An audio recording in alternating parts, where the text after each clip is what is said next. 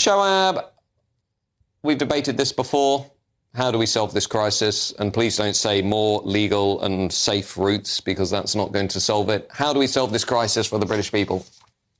I mean, well, a few ways of doing it. Depends what you mean by the crisis. But obviously, what we're talking about is stopping the boats or stopping illegal immigration. Then, of course, let's stop the boats. Let's start with stopping the boats. How do we stop the boats?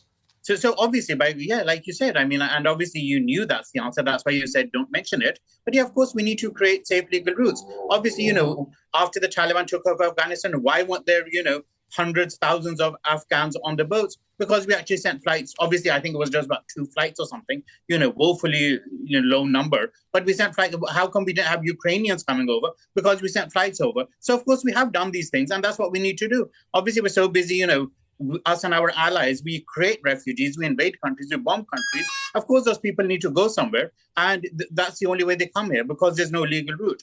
If what we're saying is, how do we find a way to empty the hotels? Then, of course, there's lots of ways of doing that. The point is, I don't live in a hotel. You don't. I've got an idea. I've got a great idea. Shoaib, I've got a great idea. Here's how we stop the hotels. Anybody who arrives in the UK illegally on the small boats or the back of a lorry is immediately detained and deported to an offshore processing centre. Don't care where it is, but they are detained and they are immediately deported, rather than us subject the British people to the absurdity of having them fund accommodation for people who are breaking our laws.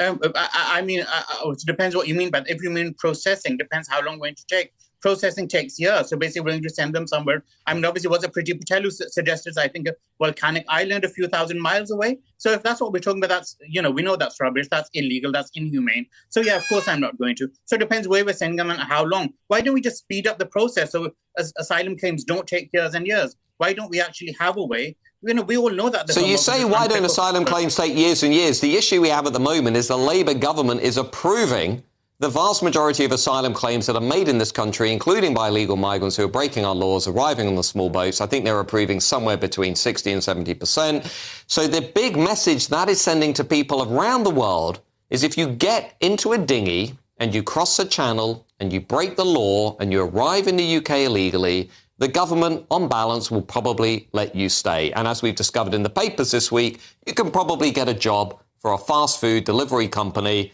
almost immediately. How on earth is this putting the security and the safety and the interests of the British people first? Yeah, well, it's not putting the safety first, and that's the whole point. Because because people have to be smuggled in. We shouldn't have that. We should have safe legal routes as the first reason. Secondly, why are they having to work in the black economy? Why don't we just allow them to work?